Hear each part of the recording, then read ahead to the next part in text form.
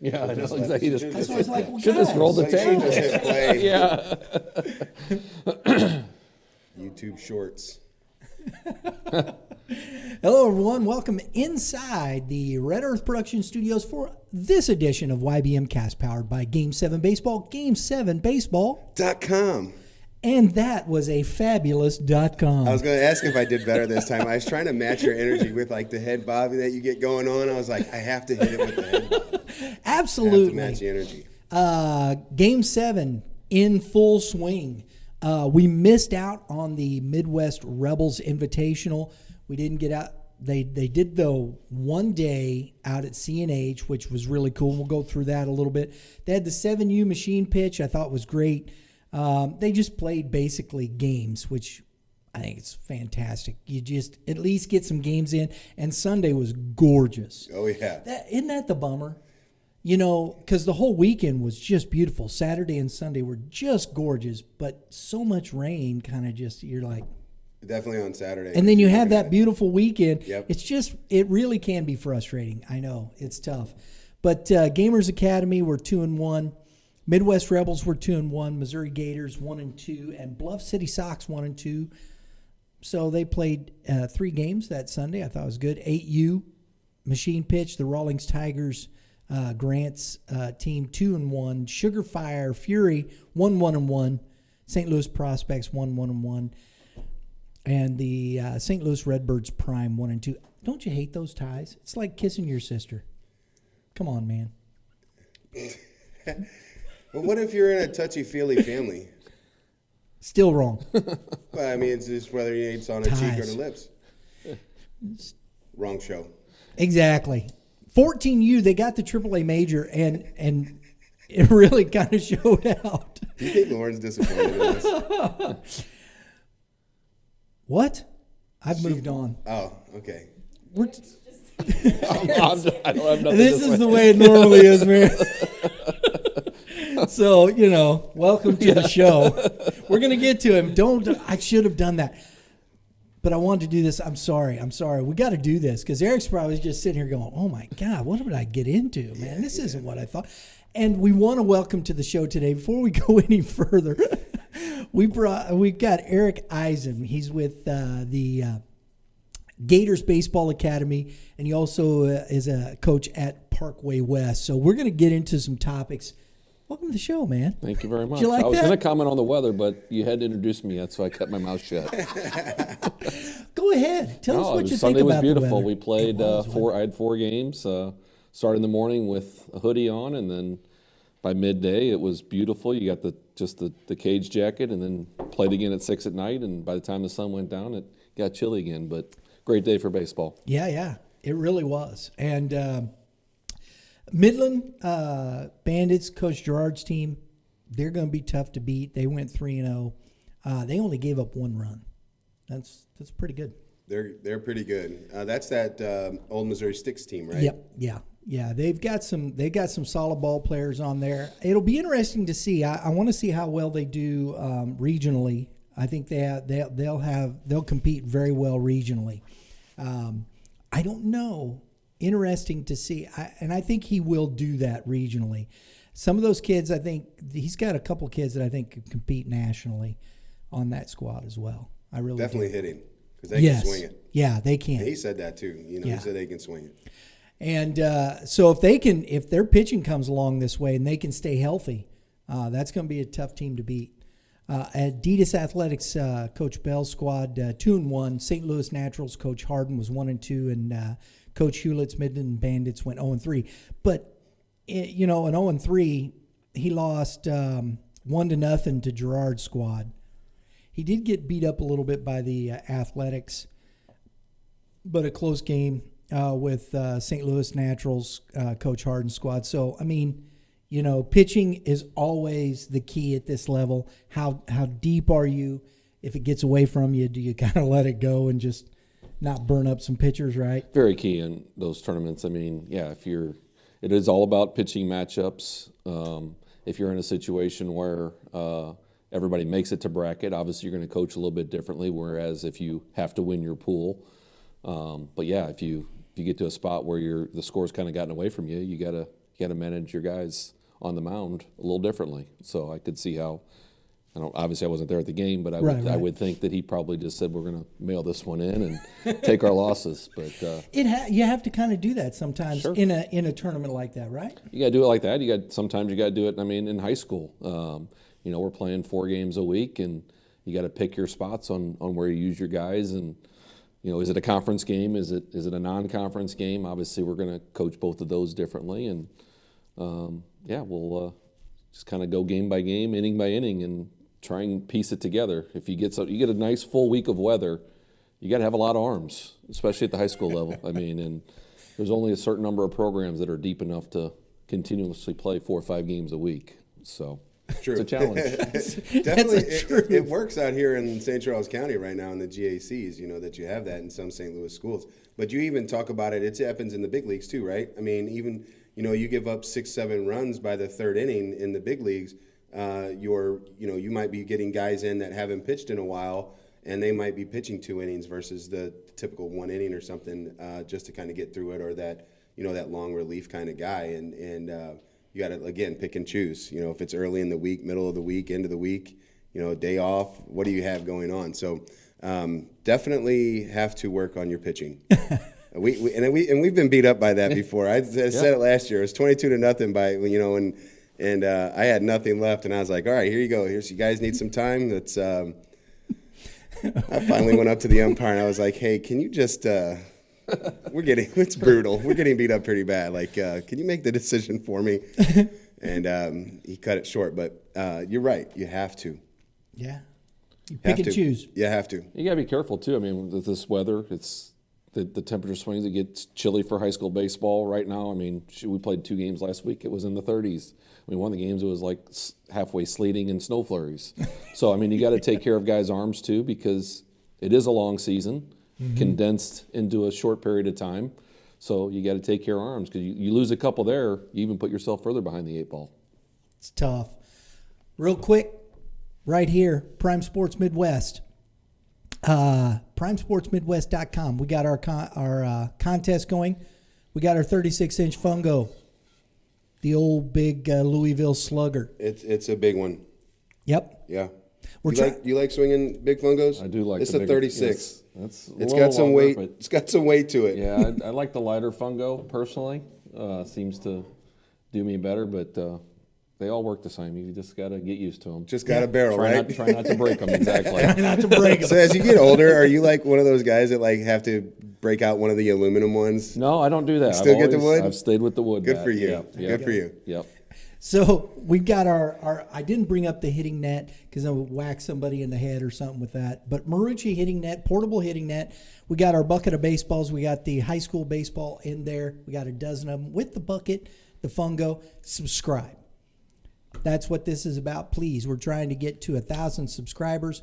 We hope that you're enjoying the show. And if you're watching and you haven't subscribed yet, please hit that subscribe button. Hit the dinger next to it, because that's what we do around here, right? We hit dingers. We hit dingers.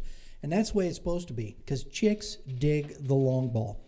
And so we want you to be part of this. Get in on the contest. Throw in the comments there. We love Prime Sports Midwest. We got some gear coming from the guys where our store's going to be up here shortly. And you'll be able to order some YBM gear, and we're going to have some other stuff out because this weekend, hopefully weather permitting, as it always is, we'll be out at Arch Madness. We didn't get out to Midwest, so we always try to have a contingency plan. We'll be out at Arch Madness this weekend. It looks like it's going to be a fun tournament, and that'll be out at Bridgeton Municipal Athletic Complex. Good old BMAC. Weather looks good this weekend, too. It does. I mean, maybe a little rain on Friday, but temperatures are good for the weekend. So And hopefully 55 on Saturday, and I think it was 69 on Sunday. Yeah, it's supposed to be beautiful. I'm going fishing, and you ain't gonna see me. I'm not You're not coming to coming to BMAC. call the game No, with I'm me, not. bro? I haven't been fishing in a long time, and I need a He moment needs a to break. myself. Well, I'm actually getting surgery on Friday, so I may not be going at all. But there you go. where is Prime Sports located? Prime Sports Midwest is located at 1550 Ocello Drive in Fenton, Missouri, Champions Village. Been there. We got some good footage. We're going to show you the store coming up here real soon. putting together some video from that. Had a great conversation with Rick Benz down there. So we got some. It's cool. And if you want to feel the glove, right? I just do. I miss going into the store, and when it just kind of reminds me, you smell the glove, you know. That Smell leather. the leather, man. Oh, yeah. It smells good, right? It's like fresh cut grass. Yeah, the great thing about that facility is you can practice and then you can walk right in and you pretty much got a full sporting goods store, which is really nice. So it's all, you can get, 2 stops in one right there. Get your baseball work in, and then if you need any kind of equipment or anything, you can walk right in the door and it's right there for you. Absolutely, and they've got it all there. So you want to put a glove on, you want to swing a bat, it's right there. So make sure you let them know that YBM sent you guys. Okay, you can drop that so we don't have that sitting in your face anymore. There you go. I like it. Let's get into this, man. I love that sound. I love the sound of wood, man. As an instructor, I have even my youngest kids. I'm like, can you swing wood? I get sick and tired of the ping. The sweet, when you hit that center piece of the wood, it's a great sound. Yep. We're gonna do this week too. I had it set up, but we're gonna look across the landscape of youth baseball when we're out at tournaments. We're gonna throw out our best unis, best looking unis of the tournament. And we're going to bring that back out. We were going to do that this week, but of course we didn't get out. So at Arch Madness, we're gonna give some love to the guys that are looking sharp. It's tough for me though. I will say this. Is it because of Dodger Blues, like just stuck in your head? No. Actually, no, it's not. I don't like pinstripes. Oh my Lord! Wow, there's some good. You know ones. why, right? No, the Yankees. Yeah. Who likes? It's the Flaming Evil Empire, man. Who likes the Yankees? I can't wait till you see our new uniforms. I saw them. Timberland, right? No. You guys got pinstripes? Oh yeah. Oh, jeez. And they resemble the logo, like how the N and the Y is on the Yankees. It's got the Tri Baseball on there, and it's got a TB that mimics the Yankees unis. Nice. I don't think he's going to like it, though. It's okay. Well, but you saw I guess my he's not going to do our show when we're playing it. You saw my logo, right? I did. It's a classic look. That part of it I don't look. The pinstripes, though, it irritates me. Just because of the Yankees. Just because of the Yankees. I love it that you still have I will that say this, thing. though. It's coming. I mean, it's coming back in the uniform set. I don't think we saw it a whole lot the last few years, but it's like anything else. It's kind of making its rotation around, and I have seen a lot of clubs and teams going to the pinstripes. So it is what the it ones is. I've seen look. Yeah, good, there's only so. a few clubs out there that That's ever just have me. pinstripes, right? Yes, correct. Cubs, Yeah. Yankees. Yeah. Yeah, and the reason I say that is because I'm going to probably have to put away my bias if I see something, you got to give it a fair evaluation. right? Yep. So I will do that. I'm just telling people up front. Will he actually do that is the key. He's going to say it, but deep down inside, he's going to be like, that looks like a Yankees uniform. Well, the good thing, like Midland's uniform. They're going to like, let's not wear our pinstripes on Saturday. Yeah, no, we're not doing it. We're going to wear the IBM's going to be there. We can't wear that alternate uniform. unis. But we're going to do that. I think it'll be fun. We'll have our top award winner interview next week as well. And so I'm looking forward to some of that stuff. And that young man will be entered into our Super 7 Scholarship Award contest. Remember, though, there will be an essay required. It's a 500-word essay that will get the topic out. And we did that last year. It was a lot of fun. Did you have to write it, or is it going to be typed out? They typed them. Oh, good. Because I was hoping you could ask for like in cursive and see what would happen to all of our winners. Yeah, no, everybody typed. I believe everybody typed theirs out. It was good. That's why he won. Yeah, exactly. And we'll also get into our top 10 youth baseball names. We're going to start that process as well. Yeah, teams out there, youth baseball teams that, unique names. Anything that pops off to you there, Eric?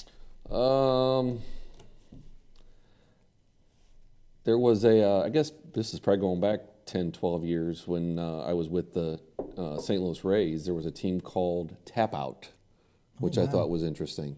I mean, I would have thought that's like our wrestling or Right. Fighting term, but Yeah, that's what I was they had thinking. some pretty cool logos, and obviously they had some very good players. So that's the one that kind of just pops out in my head right now. Tap out.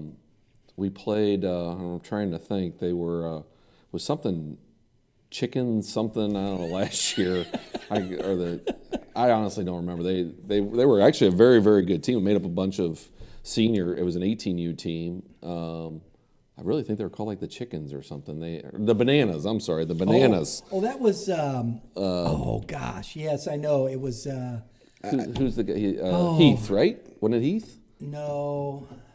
Oh, I know him. He's been on the show.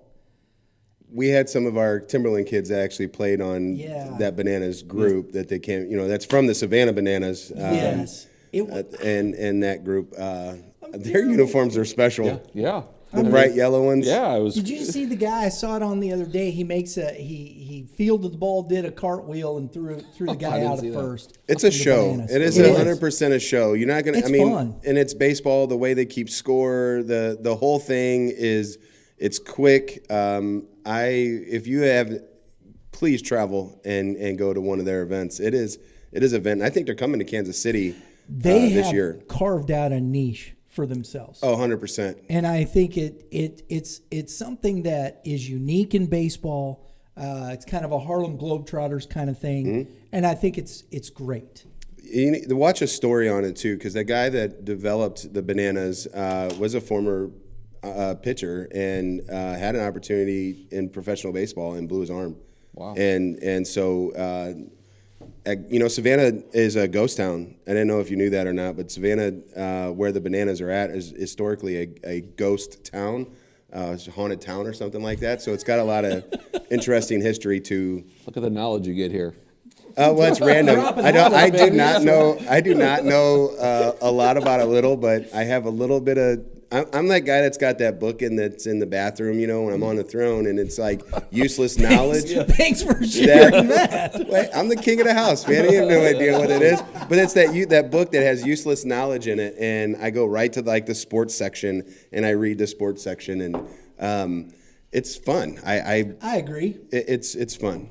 Having useless knowledge is sometimes fun, right? Yeah, because it's kind of, I've never met a stranger, and so therefore I can walk in anywhere and have a random conversation just about anything, any sport, anything. I will say this about the team names. I think they're getting less and less out there because there's so many clubs. Yeah. And the clubs obviously have their set names, so you don't have that many independent teams as we had maybe 10 years ago. So the chance of getting that off-the-cuff kind of team name really isn't out there because you got so many kids that are, connected to a club. So that's the other thing. Yeah, that is true. Good point. Yep. And I think that's why it's tough, because I went to kind of looking at best unis. I think that's even better than the top 10 names because, as you said, how do you find Midwest Mafia? But they're still a club. Mm-hmm. They're one of my favorites as far as club names.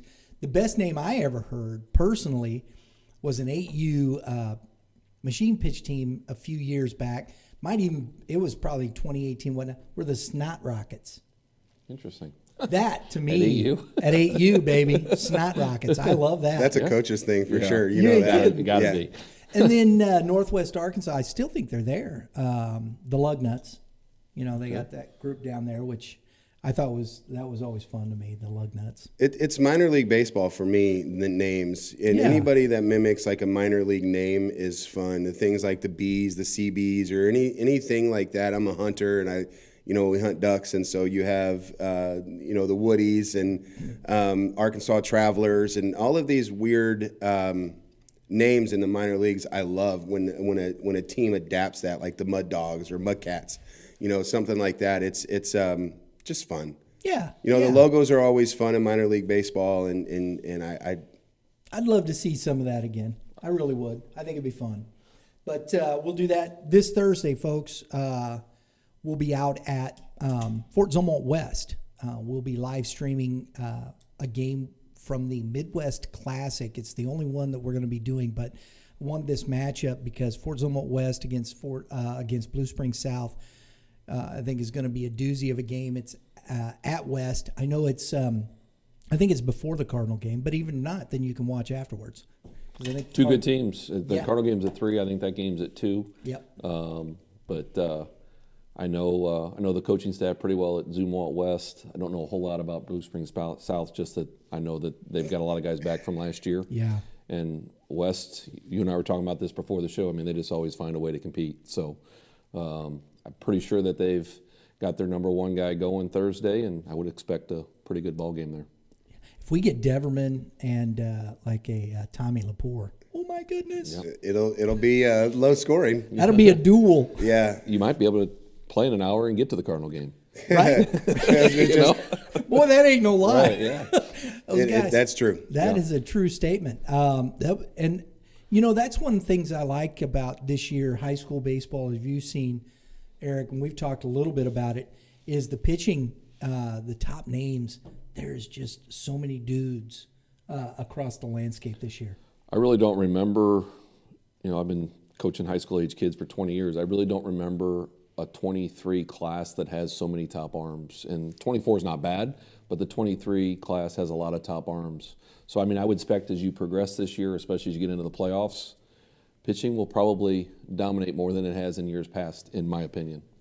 Yeah, 100%. The last time, and I've been trying to pay attention to high school sports since I graduated in '98, and we had the luxury of what DeSmet had in St. Charles with the Tankersleys, the Colliers, the Praters, the Models, all these guys that I had faced. And what's going on right now in 2023 reminds me of that group. I don't know if you remember that group or not from the late 90s, early 2000s.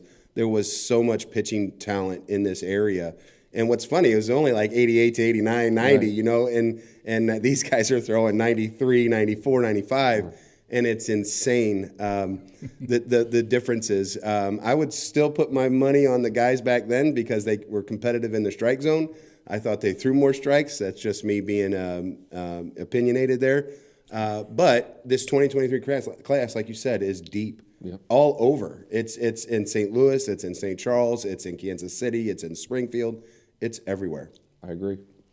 I think one of the things that strikes me about what you said there, competitive in the strike zone, because I think the conversation about that is different. We used to preach pitch to contact. Okay? That isn't the pitch to swing and miss is more the conversation today. Does he have swing and miss stuff? Spinning it. Can you spin the ball and get that swing and miss? So I think guys are pilfering the corners much more than they did back in that time because of the way we approach pitching. Would you guys agree? I definitely agree. I mean, I think that, he referenced early 2000s. I think it was back then, you'd have a guy, say you had a scout there watching, they'd probably charting strike percentage, whereas now it's what is your spin rate and how hard do you throw the ball. Yeah. So I think that has probably changed the most in the last 20 years. I don't know if you agree with that. But data, right? It's always information, and as information grows for us, that's what you can see in waves where we're at. And I bet you we'll go back in a few years from now or later that you'll see strike throwing is going to be more important maybe than velocity because kids are throwing 60 pitches in 2-3 innings, and you're not getting through, and there's no competitive nature. They're getting to the professional levels, and then they're trying to teach you to throw strikes in professional baseball. It's very difficult to go from, let me just throw as hard as I can now to, how do I just throw strikes? You see that with Genesis Cabrera right now. Guy's 97, 98 miles an hour, can't hit the broadside of a barn, but he throws 92, and look what kind of spring he had, and he still got sent down to AAA. Right. He didn't even make the big league club. So I think that you'll see, like you talked about, just the pinstripes, right? It comes back. And I think we'll get back to simplicity, the things in hitting. We'll get away from exit velos. We'll want to see the in-game swing. We want to see hitting the opposite field. We want to see that kind of stuff again. And it's starting to change. As someone being in both, you can teach showcase swings. But then when you showcase your skill set in a game and you can't go opposite field, what's that scout writing down? Yeah. Pull side power, got a ton of it, can't hit the opposite field, so you get a 7th grade, 6th grade. You know what I mean? And then now we need to teach how to hit the barrel, get the barrel to the opposite field. I think that's interesting. And I do think things are cyclical. I do. I think that happens. The one thing that's interesting to me about all of this, and you guys can speak to this because it starts at the youth level. And both of you, Eric, you work with the Gators. You have your Tribe. the hitting zone and the tribe. So you're working with these kids heading into high school. When you start talking about how they're progressing that way, is it a matter of are we definitively changing that within the youth culture that moves it into that, or where does that start? Yeah, I mean, I think, for me at 14, the Gators have started the GBA program and kind of brought that down to 8th grade. It's a developmental program to try and prepare these kids for what they're going to face at the next level. Mm-hmm. It's tough though, because I mean you've got a very fine line in regards to, do you try and overteach at 14? Because I think they are still 14 years old, and it is important, I think, to the players and also the parents. They want to go out and compete and try and win a tournament or two. Sure. But as a high school program with the Gators, it's about development and trying to figure out where a good fit is for you at the next level, if you're interested in playing at the next level. And if you're playing for an academy, you probably have the goal to play at the next level. I mean, your parents are spending X amount of dollars to get that accomplished. So for me, it's at 14, it's yes, I'm trying to enhance the development of their baseball skills, but also at the same time try and win some ball games. So it's challenging. And I want to make this point, because I think it's very interesting when you say next level, and I want parents, I think this is very important. When you're talking about a 13, 14-year-old kid, when we talk about next level, we're not talking about college. The next level is high school. Correct. And when you deal with high school, especially in this area, you're familiar, you're coaching at Parkway West, you've been at Timberland, that's no joke, is it? No, I mean, there's a lot of good we've talked about a couple of teams. I mean, high school baseball in Missouri, much less St. Louis, is extremely competitive. I mean, I know you cover the GAC. I mean, any team can probably beat anybody on any given day in that conference. I mean, that's how top to bottom loaded it is. So the competition in St. Louis specifically is very high right now. Yeah. Absolutely. You have to separate yourself too as the athlete at this time frame at 13 and 14, because when you walk into your freshman year, you might make your freshman team, but who knows if you're going to make JV? Who knows if you're going to make varsity?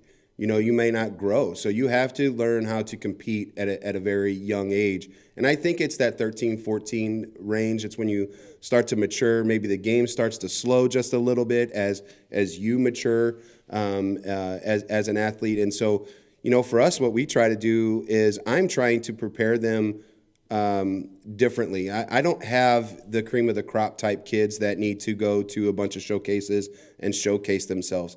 I have team guys. And so I try to coach team guys to be prepared. I'm trying to build IQ in situations. He talked a little bit about overcoaching. I am that guy because I feel like we're not there enough mentally. We don't watch enough baseball. We don't go outside and play with friends. We don't see situations and learn from them. So I'm an in-the-moment coach. And so if I have the opportunity to teach in a moment, I teach it, because everything is, again, so focused on individual lessons. It's you practice twice a week with your team. What do you really get out of that? You're doing a bunch of skills and drills. You don't get to spend time with one kid. You can do that in instruction, but what are we doing? Parents want us to get a bunch of swings in. So are we doing a good enough job in our instruction, in our coaching? The best place is typically in games, because that's when your situations happen. That's when your approach starts to get built. And I am that overcoach, unfortunately. I don't know if it's good or bad. There's times where I let things go, but I don't spend 30 minutes after a game talking anymore. I spend 3 to 5 minutes. I'm in and out because I do everything during the game in the moment. And I felt that was the most important, and that's what allowed my younger groups to be successful is in the moment, because they remembered it. Whether or not they liked it at the time because they're disappointed if they made a mistake, but I never yelled at them for the mistake. Yeah. Hey, what did you think you could do different next time? Questions like that. Because the car ride homes are already difficult. So there's not a reason for me as a coach to already get on to them what their parents are going to chew them out about, maybe. You know what I mean? And we don't know, the parents may not be chewing them out, but the discussion's there, and they're already going to talk for the next 20 minutes, as you said, in the car, in one way, shape, or form. Yeah, correct? Sure. Yep. Go ahead. You're fine. The only thing I was going to say is, at 13, 14, I don't know if you experienced this with your club, but you kind of weed out who wants to really play baseball and who doesn't. Do you want to sit at home and play video games, or do you even if it's at a lower level like you're referring to? But I really think you weed out the kids that have kind of lost the interest at 13, 14. So, you at 14, you have guys that are pretty serious about playing baseball, in my opinion. Oh, yeah. You see it, though. Like, you see it in general. Like, how many 15U teams do we have after 14U? Look at how many teams that and I've talked to, like, the SEMO Redbirds down there. We competed with them a few times in the summer, and there's that young man that's real good down there. I want to say Shipman, the catcher, yeah. But they part ways. They run the 14U, and they're done at the high school level. They start back over. And I'm thinking, why wouldn't you keep the team together when you have some kids like that group had? Right. I think, well, this is what they do down there. They get to different a certain level and they go their different ways. Whether it's Legion, because Legion is still important down in the small towns, or they go to a national program, or they come up to St. Louis and play. And that's true, because in the high school down there, you have Legion, Festus, Post, you have St. Genevieve, Jackson still, Hillsboro's just got a new one, SMC, I believe it is, DeSoto. Mm-hmm.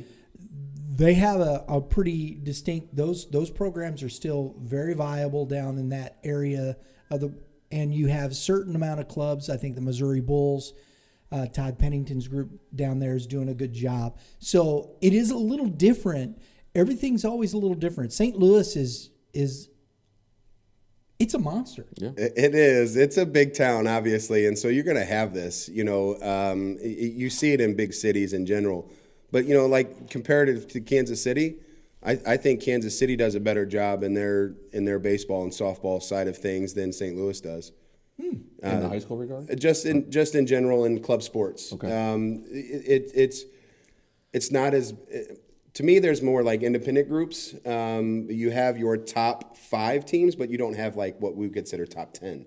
Yeah. There's 10 teams in here that would call themselves major organizations. Right. Right. You don't have that necessarily in Kansas City. You might have 3 to 5. You might have that in Springfield, another kind of big town. I think Kansas City has gotten that way. I think it's more, it's gravitated to that. And I think that the clubs, and again, people say, well, there should be more independent. I wish we should do this. You can wish for a lot of things. Here's what's happening. And club baseball has set itself in a place where it is about development for the most part. You can pick apart and you can say, well, that club may not be doing it as well as others and whatnot. I'm sure there are plenty of those types of situations. And but for the most part, from what I've seen in the area, when you're talking about 13, 14U, and as you were saying, Eric, we've got to get back to the thought process of development. Yes, you want to go out if you're playing in a tournament. Do you go out and play in a league? What do you do? I think if at 13 and 14, if you play in a league plus tournaments, I think it's a much better scenario, because I think we got to get back to a little bit of the grind. And this is a conversation we've had, and I want you to get your thoughts on it, because I would love to see at 13, 14, especially at the 14U level, the size of the teams get a little bigger. We've always, they're running 11, maybe 12, but a lot of times in that 11 and 12, why not go to 15 at a 14U? Because we talk about pitching, right? Yeah, but I would say that, we're at 13 at 14, okay? But I'm going to speak from the coach's side of things. Sure. You start getting to 15, 16 kids at 14, and those parents are paying, $3,000, $3,500. I get that. Your phone's going to be ringing. Why is my kid not playing? I understand, and I think that's where the coach, if you're dealing with it on a high school level, right? How are you putting that team together? And are you setting that in motion to where you sit down and the parent is with that conversation to where we see him as a pitcher? He's going to get innings. We'll get him some at-bats here and there. This is what it is. We're going to play this here and this way. We need the pitching. We need the arms. And when you get into 15, 16, and 17, that's the way it is. High school level. Is it too early to start at that 14U level? Having POs? Is Not that what necessarily you're getting? POs, Well, but you're not. You're going to. I mean, unless I will say this on the travel teams outside of Missouri, I see a lot of POs at 14, 15. In Missouri, St. Louis specifically, I don't think you see a whole lot of POs at 14 and 15. And again, I'll go back to the point where the kid doesn't think at 14, 15 they should be limited to that role. Gotcha. That's my experience with it. Whereas, we play teams out of Wisconsin or Chicago, and they got 20 guys on the roster at 15 or 16, and 5 or 6 of them are POs, and they've already accepted that role. It's just, I don't know if it's just the club way to go or philosophy in the St. Louis area at that age versus what it is out of town. But yeah, I mean, if I was a coach, I'd love to have 16 kids at 14 or 15 and say, hey, 4 or 5 are specific to the pitcher-only role. But actually having that happen, I don't think it's feasible. Yeah, you have to have a ton of buy-in from your families to begin with if you're going to go that route. We have 14 kids on our 15U roster. I think we have 14, and on 17, which is I'd like to be a little deeper on 17. But the key for me is what are you getting out of your dollar? If I can have a value that I can give to you and that your kid is getting better, what is the dollar worth? And again, I don't go to the games and say it's about playing time. Is your kid getting better? Did we give your athlete a chance to make its high school team?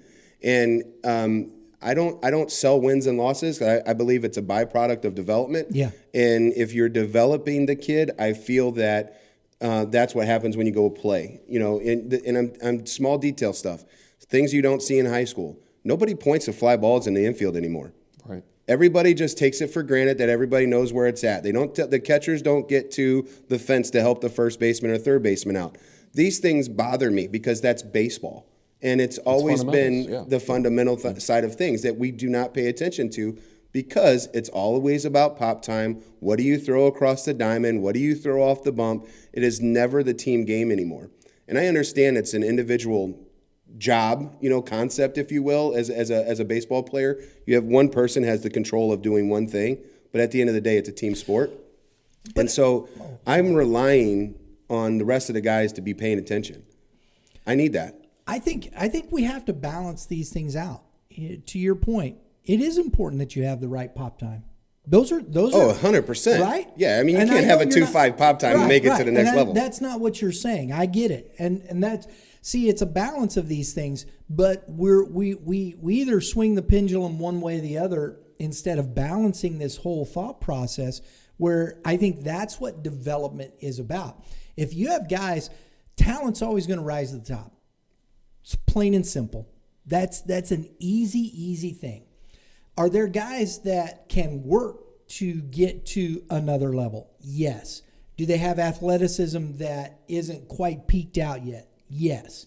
I think those things are very workable. So how do you identify this?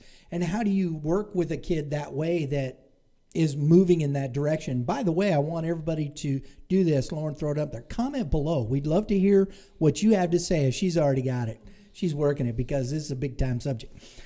She knows. Yeah. No, she knows. She knows because this is what we talk about off air. Yeah, But I mean, do you see what I mean by that? 100%. He referenced this on the emphasis on what's important versus ranking what's important. Pop time is important, but it's not the end-all, be-all. Exit velo is important, but it's not the end-all, be-all. And I think you've talked, the key word here is balance.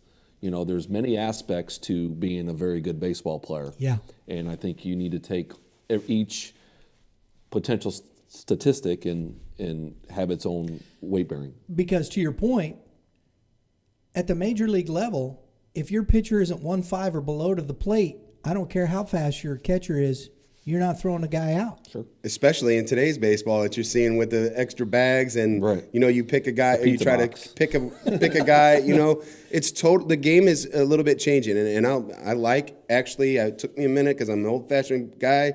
I actually kind of like some of the things Major League Baseball is doing for the sake of watching it.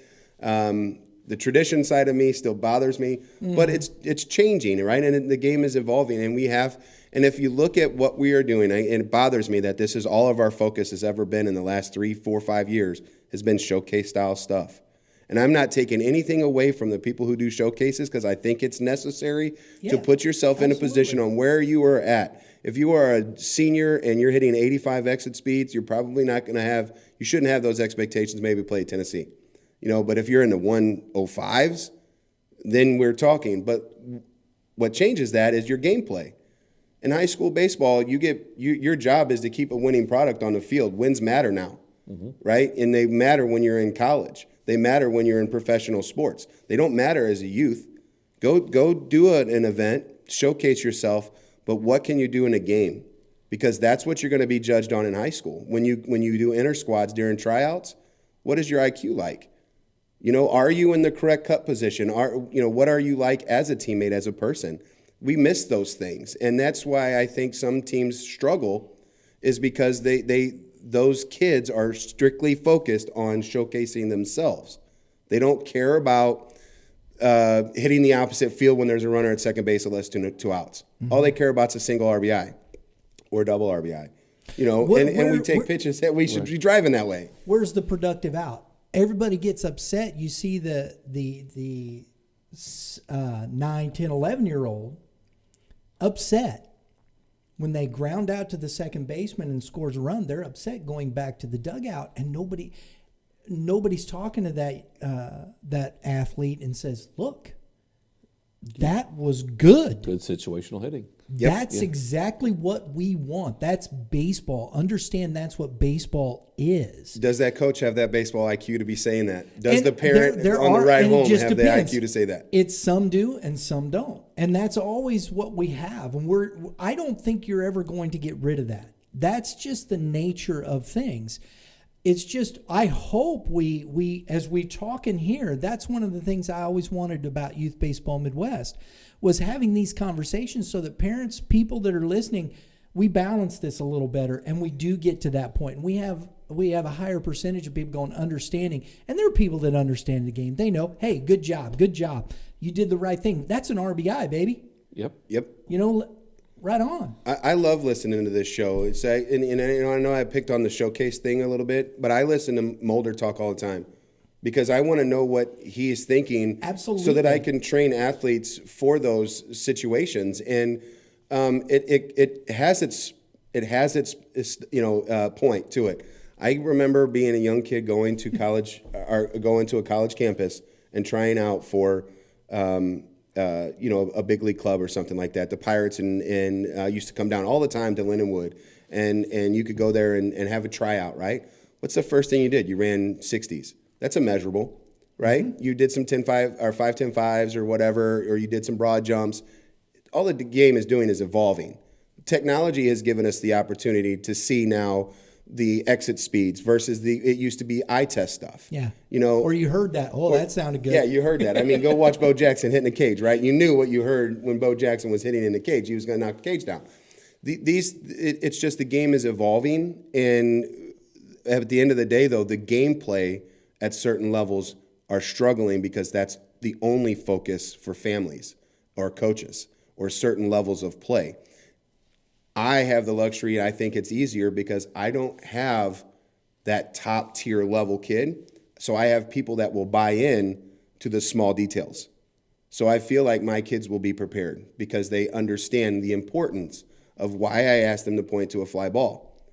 One time last year, our catcher had a fly ball that everybody pointed to that he got to and caught.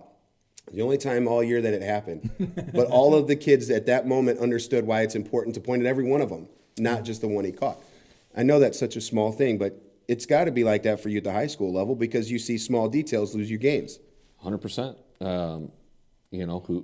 Communication on an outfielder coming in, an infielder going back, priority on the infield. The shortstop has control over anyone. Center fielder coming in. All the stuff that we teach those kids. Do they actually put that into a game situation? And going back to your showcase and you talking about parents watching this, my message to a parent would be don't put all your eggs in the showcase basket.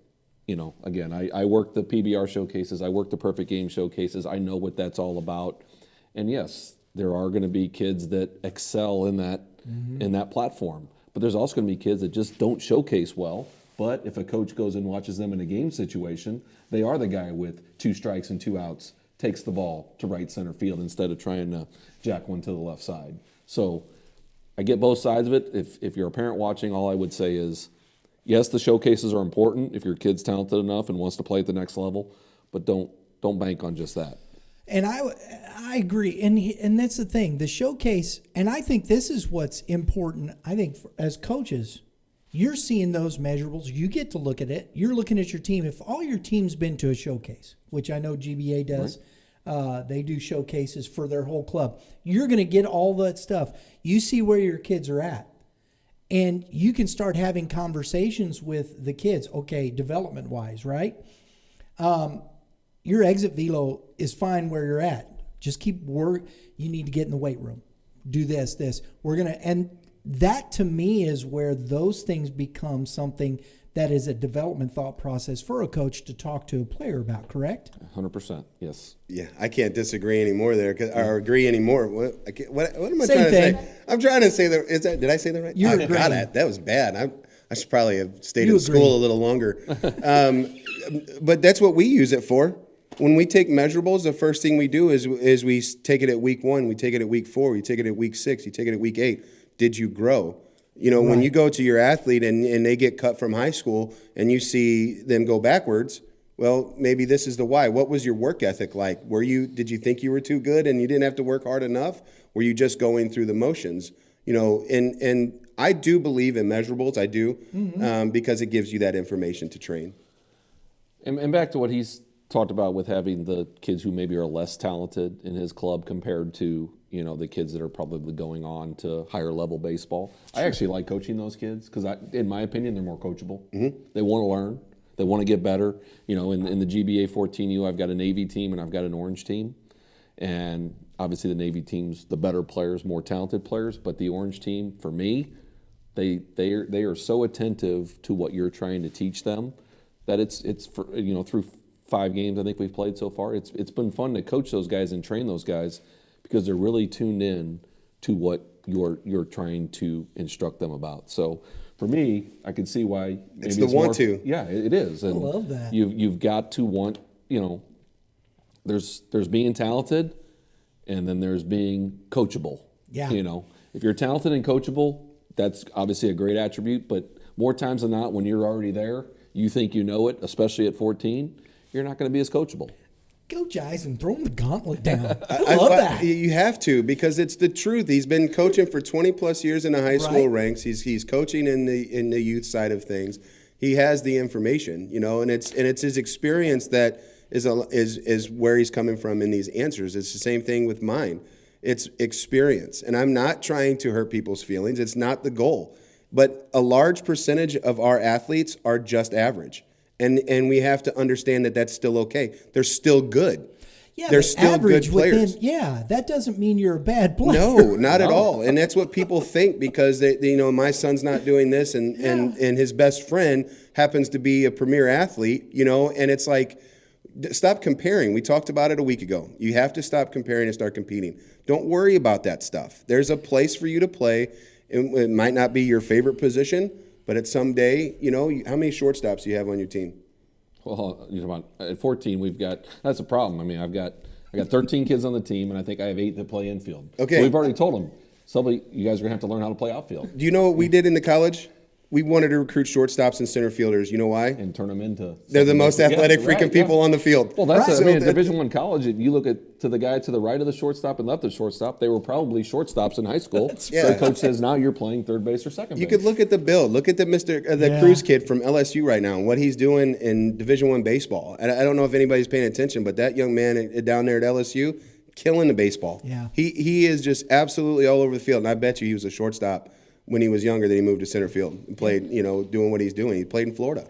There you go. That kind of athletic build, oh my God, of course. And the last thing I would say on the 13, 14-year-olds, they all kind of mature differently. Yes. So a kid at 14 that's average could be a superstar at 17. And a kid who dominated from 11U to 13U could be in the middle of the pack at 17, 18. Or get cut. Or get cut, you're right, yeah. It's happened. I mean, there's plenty of kids that I've seen at 13, 14. I mean, I know this 23 class really well because I've coached them. I've coached at that age. I mean, kids that are literally superstars right now in high school and going into play at upper level colleges next year were average or mediocre at 13, We have 14. we have one on Timberland's roster. Yeah, because he did not play at the level that you thought he might have played at a few years ago, and he has just worked his tail off, and he deserves what he's getting handed to him, and that's Hatch. You know, he was not where he was at 4 or 5 years ago. Yeah, absolutely. And he's an Adding 18-year-old 15 miles too. per hour to your fastball doesn't Well, do either. that's it. That's right? fair. That's working at it. Yeah. But that's the thing. If you're standing still, somebody's going to pass you. Sure. Mm-hmm. Yep. That's just as simple as it gets. So, guys, that was good stuff. Yeah. I appreciate it. Eric, we'll get you back on here and flat I gum appreciate some you more. having me. Thank you very much. It's always fun. I know we hadn't connected in a while. You were on. It's been probably a year. It's probably been a year. I think it was it might have been over a year. But yeah, it's been a little. I always while. appreciate the conversation. So it's fun. I appreciate you coming on and good knowledge there. It's great conversation. That's the goal here. We hope we've made you think. Hit the subscribe button. Get you in the contest for the bucket of baseballs, the Fungo bat, the Marucci portable hitting net. Hit that bell next to it. Hit the dinger. You know, Lauren, he always forgets. I wasn't done. He was done. He was finished. He was moving on, and he knows that I'm gonna get my feelings hurt because I'm sensitive. It's Tuesday. It's the 8th week in a row he's forgot. And not to mention, you get 2 free lessons from the hitting zone with Mitch Thomas for fielding and hitting.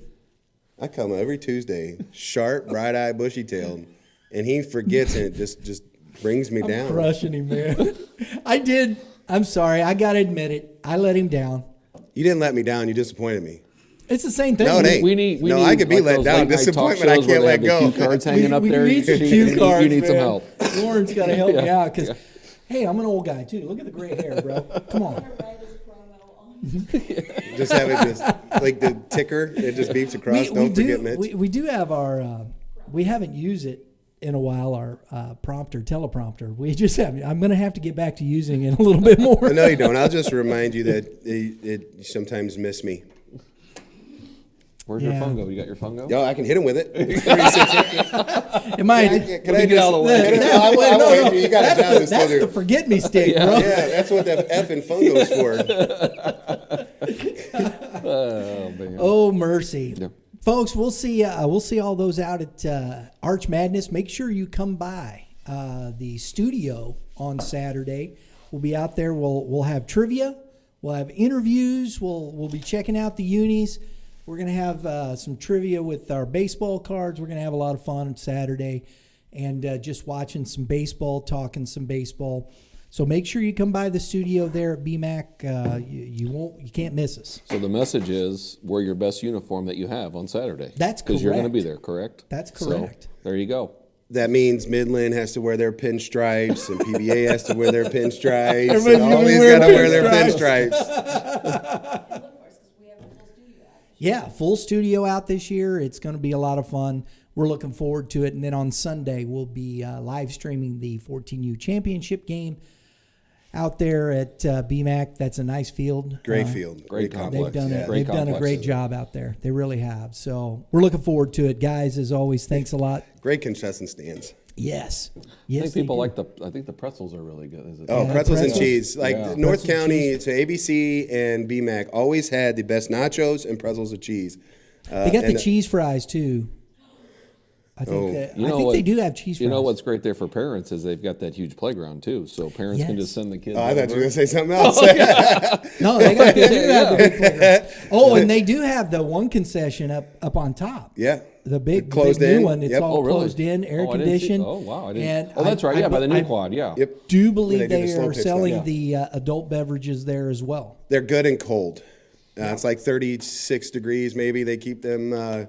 So it's very Adult nice. beverage BMAC dispensers. is really up their game up there. I think it's really nice. And the skeeters are probably not bad right now. So, being that it floods a Right. lot, you Yeah. get down there in the summertime and play a tournament game or something like that. You definitely Man, them have to have skeeters some will off. pick you up and fly you away.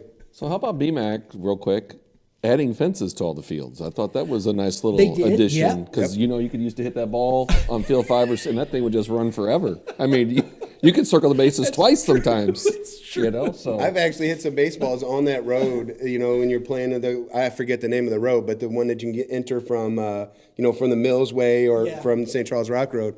We have hit baseballs up there numerous times because they would play us at 12, 13 years old on them fields, and you just hit a moonshot, right. and it'd be like, bounce, roll up the hill. Me being slow, I never did get to round the bases twice. So I got thrown out at third, I think, maybe. But they have the nicest outfield grass that I can remember, and I mean, it was literally like a fairway, and the ball would just run and run. Yeah, they care. You hit in the gap at 13 on field. I think it's field 5, the one that backs up the road there. It just goes up the hill. You're not getting the guy out. It's an inside the park. Yeah. So. Crazy that they played slow pitch softball on them before they built that new complex too. They would play slow pitch on them fields.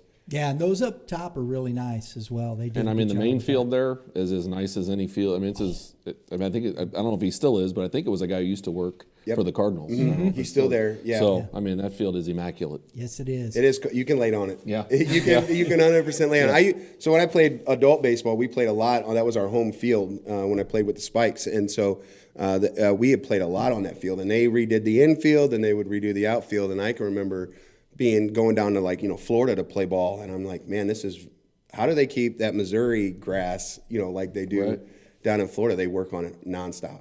There you go. Kudos to them. That's big time. That's it. Yeah, good complex. Grounds crew matters. Yes. Yes, it does. Folks, thanks for tuning in. We do appreciate it. Everybody, have a great day in the Lord. All you pitchers, keep throwing strikes. And hitters, 380 plus.